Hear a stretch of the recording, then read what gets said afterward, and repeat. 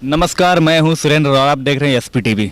मैं मौजूद है अभी ऋषिकेश में। हमारे साथ कुछ सामाजिक कार्यकर्ता और कुछ पॉलिटिकल से जुड़े हुए लोग हैं हमारे साथ, और इनसे बात करेंगे और जानेंगे अभी हाल ही में संपन्न हुए विधानसभा चुनाव के बारे में। यहाँ पे किस पार्टी की सरकार बनती हुई नजर आ रही है और यहाँ पे इस मौजूदा ऋषिकेश के इस सीट पे कौन जीतता हुआ नजर आ रहा है।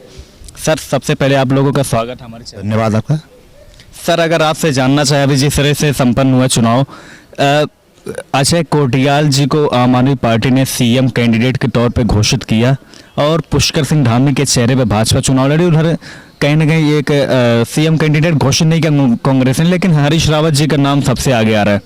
तो अगर हम बात करें तो अभी इस 5 साल के कार्यकाल को देखें तो किस तरह से पुष्कर सिंह धामी या भाजपा ने अपने आप को जनता के बीच में चुनाव में पेश किया? देखिए, जो तो धामी जी का सवाल है या उनका तो भाजपा का है, तो उस हिसाब से 5 सालों में काफ़ी कुछ अच्छे कार्य भी किए हैं उन्होंने। ऐसा नहीं है कि बिल्कुल ही भी ना किया हो। काम तो किया है। और ये है कि अब सरकार का कुछ न कुछ चीज़ें होती हैं, खामियां होती हैं जो सत्तारूढ़ पक्ष में तो होता है, तो उसमें करते हैं लोग बाग। होता है कि दोषारोपण करते हैं लोगों को ऐसा, लेकिन बट ऐसा नहीं है कि काम तो हुआ है। और आगे जैसे आपने कहा है कि पुष्कर सिंह धामी जी के नेतृत्व में जो सरकार आगे तो बनेगी, तो काफ़ी अच्छी सरकार चलेगी और निश्चित उससे तौर से सरकार तो बनेगी। हो सकता है कुछ सीटों का वो हो लॉस हो।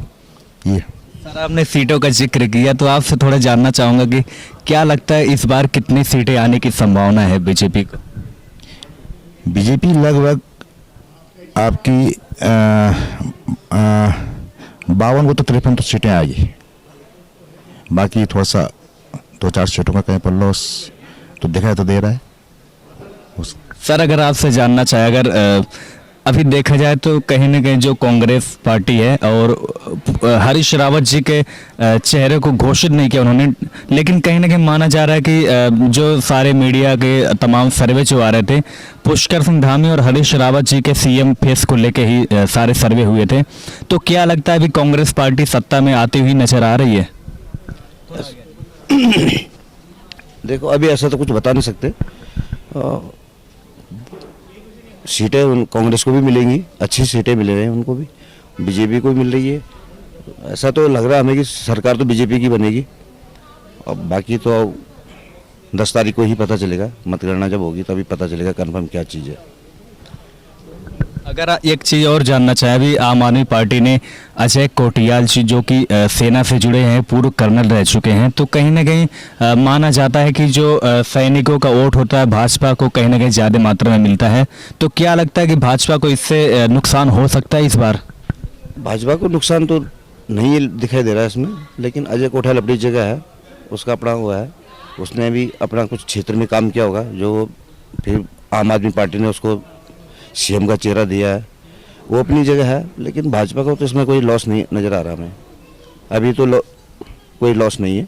आने वाले समय में देखो उसकी भी अपनी पकड़ बनाएगा आम आदमी पार्टी, लेकिन अभी 10 साल तक हम मानते नहीं है कि आम आदमी पार्टी कुछ उत्तराखंड में कुछ कर पाएगी। कितनी सीटें ले पाएंगी कांग्रेस और आम आदमी पार्टी?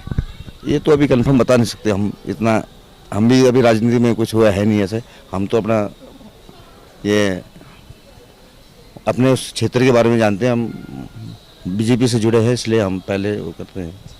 सर, अगर एक चीज़ आपसे जानना चाहें, अभी अजय कोटियाल जी जो हमने सवाल किया सर से कि एक सेना से जुड़े हुए व्यक्ति हैं, तो उन्होंने सेना का कहीं ना कहीं एक राष्ट्रवाद की तरफ वोट पड़ता है, तो भाजपा के लोग मानते हैं कि कहीं ना कहीं राष्ट्रवादी वोट और सैनिकों का वोट उनकी तरफ जाता है। तो क्या लगता है कि इस बार के चुनाव में अजय कोटियाल को आम आदमी पार्टी ने पेश करके भाजपा के वोटों में सेध मारी है? नहीं, मुझे कहीं तो लगता नहीं है कि अजय उनका तो जो है तो कोटियाल जी का, कर्नल साहब का अपना वो है तो रुतबा है। उन्होंने युद्ध के लिए काम तो किया है, उसमें कोई दो राय नहीं है।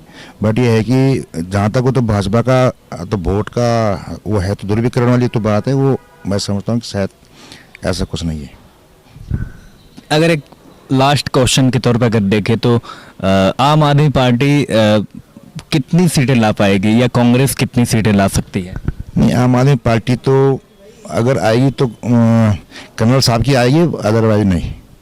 कर्नल साहब की एक सीट। हाँ लगता है आ सकती है, लेकिन अदरवाइज अन्य सीटें नहीं। कांग्रेस को लेके भी बड़ी बड़ी अब उन्हें सर्वे में दिखाया कि कहीं ना कहीं 35 से 38 सीटें आती हुई नजर आ रही, तमाम चैनलों ने दिखाया। तो क्या लगता है कांग्रेस पार्टी सरकार में सत्ता में वापसी करती हुई नजर आ रही है?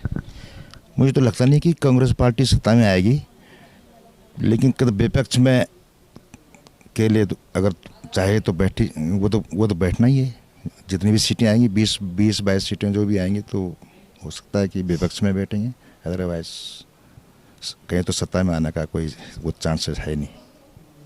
चलिए सर, आप लोग हमारे चैनल में जुड़े उसके लिए आपका बहुत बहुत शुक्रिया। Thank you, thank you. तो ये थे हमारे सर सुरेंद्र पंडूरी जी और उनके सहयोगी। इन्होंने बताया कि इस बार के उत्तराखंड चुनाव में जिस तरह से आम आदमी पार्टी ने अजय कोटियाल जी को एक सेना से जुड़े व्यक्ति के तौर पे सीएम कैंडिडेट घोषित किया और कहीं ना कहीं भाजपा ने पुष्कर सिंह धामी जी के चेहरे पे चुनाव लड़ा। उसके बाद कांग्रेस के हरीश रावत जी के बारे में भी लोगों ने मीडिया में चर्चाएं थी कि सीएम कैंडिडेट के तौर पे उनको पेश कर सकते हैं अगर सरकार में आएगी कांग्रेस तो कहीं ना कहीं इन्होंने अपने विचार रखे और अपने एनालिसिस रखा कि कहीं ना कहीं भाजपा सत्ता में वापसी करती हुई नज़र आ रही है। तो अब आगे अभी 10 तारीख को चुनाव परिणाम घोषित होंगे, उसके बाद ही पता चलेगा कौन आएगा कौन नहीं। लेकिन अभी कुछ किसी के बारे में कुछ भी कहना जल्दबाजी होगा। हमारे साथ कैमरे पे ऐश्वर्या है, मैं ऋषिकेश से सुरेंद्र।